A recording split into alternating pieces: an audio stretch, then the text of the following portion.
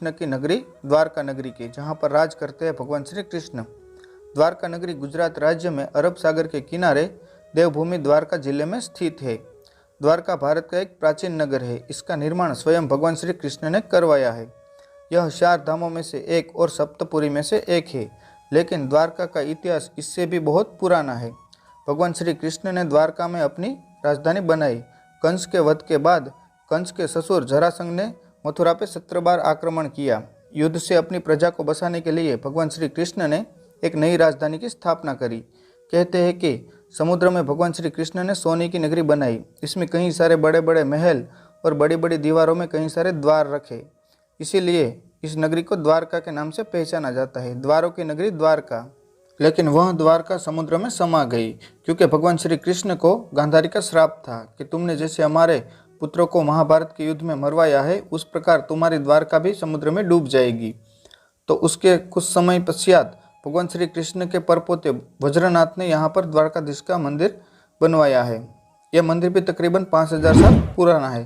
तो दोस्तों, आज के इस वीडियो में हम आपको द्वारका के फुल इन्फॉर्मेशन देने वाले हैं, जैसे कि द्वारका कैसे पहुँचे, कहाँ पर रुके, खाना और द्वारका में कहाँ कहाँ पर घूमने जा सकते हैं। तो आप हमारा वीडियो पूरा वॉच करना। तो सबसे पहले हम बात करते हैं कि द्वारका कैसे पहुँचे।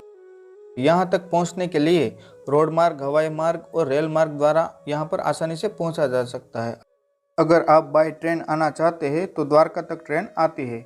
अगर आपके शहर से द्वारका के लिए ट्रेन नहीं है तो आप अहमदाबाद या फिर राजकोट तक बाय ट्रेन आ सकते हैं और वहाँ से आपको द्वारका के लिए ट्रेन मिल जाएंगी। अगर आप रोड मार्ग द्वारा आना चाहते हैं तो राजकोट, अहमदाबाद, सूरत इत्यादि शहरों से गवर्नमेंट बसेस चलती है। अन्यथा आप अपना पर्सनल व्हीकल लेके भी द्वारका आ सकते हैं। अगर आप हवाई मार्ग द्वारा आना चाहते हैं तो यहाँ का सबसे नज़दीकी हवाई अड्डा है, वो है पोरबंदर और जामनगर, जहाँ से आप टैक्सी या फिर बस के सहारे द्वारका पहुँच जाएंगे। द्वारका पहुँचने के बाद सबसे पहले हम जाएंगे द्वारकाधीश मंदिर भगवान श्री कृष्ण के दर्शन करने। लेकिन इससे पहले गोमती नदी में स्नान करना शुभ माना गया है, क्योंकि गंगा के बाद दूसरा सबसे पवित्र स्नान गोमती का माना गया है। तो यहाँ पर स्नान करने के बाद हम जाएंगे द्वारकाधीश मंदिर। मंदिर में प्रवेश करने के लिए मुख्य 2 द्वार है, एक है स्वर्ग द्वार और दूसरा है मोक्ष द्वार। अंदर कोई भी इलेक्ट्रॉनिक चीज़ वस्तुएं वर्जिन नहीं है, तो आप अपनी चीज़ वस्तुओं को यहाँ पर बने लॉकर में जमा कर सकते हैं, या फिर यहाँ पर कई सारी प्रसाद की दुकानें हैं, वहाँ पर भी आप रख सकते हैं। अगर बात की जाए दर्शन की टाइमिंग की तो सुबह 6 बजे से दोपहर 12 बजे तक आप दर्शन कर सकते हैं और 12 बजे से 5 बजे तक मंदिर बंद रहता है और फिर से वापस 5 बजे से 8 बजे तक आप दर्शन कर सकते हैं। आरती में सम्मिलित होना चाहते हैं तो उसका टाइम है सुबह 6 बजे मंगला आरती और शाम 7:30 बजे संध्या आरती होती है। तो आप उस हिसाब से यहाँ पर दर्शन करने आ सकते हैं। इस मंदिर के परिसर में और भी कई सारे मंदिर हैं, तो आप इन सभी मंदिरों में दर्शन करके गोमती घाट होते हुए सुदामा ब्रिज क्रॉस करके विजिट कर सकते हैं पंचनंदा तीर्थ।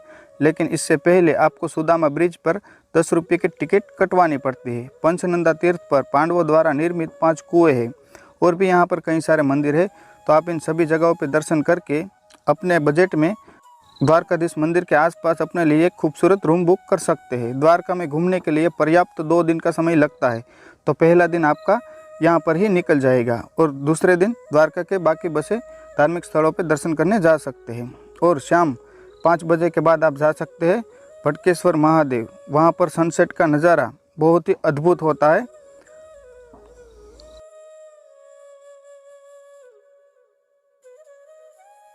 अब बात कर लेते हैं द्वारका में रुकने की क्या व्यवस्था है। तो यहाँ पर रुकने के लिए द्वारकाधीश मंदिर के पास कई सारी होटल्स, गेस्ट हाउस एवं धर्मशालाएं हैं, जहाँ पर आप अपने बजट में रुक सकते हैं। अगर आप धर्मशाला में रुकना चाहते हैं तो 300 से लेकर 500 रुपये में आपको आराम से रूम मिल जाएगा। अगर आप गेस्ट हाउस में रुकना चाहते हैं तो 500 से लेकर 700 रुपये में आपको रूम मिल जाएंगे। अगर आप होटल में रुकना चाहते हैं तो 700 से लेकर 1000 में यहाँ पर आराम से रूम मिल जाता है। यहाँ पर खाने के 2 ऑप्शन है। सबसे पहले तो आप मंदिर के पास ट्रस्ट द्वारा 20 रुपये में भरपेट खाना खा सकते हैं, अन्यथा आप बाहर होटल या फिर रेस्टोरेंट में खाना खा सकते हैं। द्वारका में घूमने के लिए पर्याप्त 2 दिन का समय लगता है। पहले दिन आप द्वारकाधीश मंदिर और मंदिर के आसपास के धार्मिक स्थल और भी कई सारे घूमने लायक स्थल है, वहाँ पर विजिट कर सकते हैं। अगले दिन सुबह अर्ली मॉर्निंग सबसे पहले आप द्वारका के सभी जगह दर्शन के लिए बस या फिर ऑटो के सहारे घूम सकते हैं, लेकिन मेरा सजेशन है कि आप ऑटो के सहारे ही सभी जगह पे विजिट कीजिए, क्योंकि अगर आप बस के सहारे सभी जगह घूमने जाओगे तो आपको दर्शन के लिए ज़्यादा टाइम नहीं मिलता है। तो आप ऑटो के सहारे ही द्वारका दर्शन कीजिए। ऑटो वाले आपके पास से तकरीबन 700 से 800 रुपये लेंगे, लेकिन इसमें आप थोड़ा बहुत बार्गेनिंग भी कर सकते हैं। तो सबसे पहले हम जाएंगे रुक्मणी मंदिर। ये मंदिर द्वारकाधीश मंदिर से तकरीबन 3 किलोमीटर की दूरी पर स्थित है। यह मंदिर इतना दूर है क्योंकि दुर्वासा ऋषि ने भगवान श्री कृष्ण और रुक्मणी जी को श्राप दिया था कि तुम दोनों 11 साल के लिए एक दूसरे से अलग रहोगे, इसीलिए रुक्मणी जी का मंदिर इतना दूर है। जब यह श्राप खत्म हुआ तो भगवान श्री कृष्ण रुक्मणी जी को द्वारका में वापस ले आए थे। रुक्मणी मंदिर पे आपको पानी का दान देना शुभ माना जाता है, तो जब भी आप रुक्मणी मंदिर दर्शन के लिए जाओ तो यहाँ पर पानी का दान जरूर कीजिएगा। रुक्मणी मंदिर से थोड़ी ही दूरी पर स्थित है नागेश्वर महादेव का मंदिर। यह मंदिर 12 ज्योतिर्लिंगों में से एक है, जो द्वारकाधीश मंदिर से तकरीबन 17 किलोमीटर की दूरी पर स्थित है। नागेश्वर मंदिर में आप जल अभिषेक भी कर सकते हैं, तो जब भी आप यहाँ पर दर्शन के लिए जाओ तो यहाँ पर जल अभिषेक करना ना भूलें। नागेश्वर मंदिर के नज़दीक में ही स्थित है गोपी तालाब। ये वही तालाब है जिसमें भगवान श्री कृष्ण और गोपियों ने आखिरी रासलीला रचाई थी। उसके बाद गोपियों ने इसी तालाब में अपना देह त्याग कर दिया था, इसीलिए इस तालाब से आज भी चंदन निकलता है, जिसे हम गोपी चंदन के नाम से पहचानते हैं। ये चंदन यहाँ के बाज़ारों में आपको दिख जाएगा, जो आप खरीदी भी कर सकते हैं। ये बहुत ही पवित्र तालाब है, तो आप यहाँ पर भी थोड़ी देर के लिए रुक सकते हैं। गोपी तालाब पर कुछ समय व्यतीत करने के बाद अब हम जाएंगे बेट द्वारका, जिसे बेट द्वारका नाम से भी पहचाना जाता है। बेट द्वारका इसीलिए क्योंकि यहाँ पर भगवान श्री कृष्ण और सुदामा पहली बार मिले थे, यानी कि यहाँ पर बैठे थे, इसीलिए इस जगह को बेट द्वारका के नाम से भी पहचाना जाता है। यहाँ पर भगवान श्री कृष्ण रहा करते थे अपने पटरानियों के साथ और राज करते थे द्वारका में।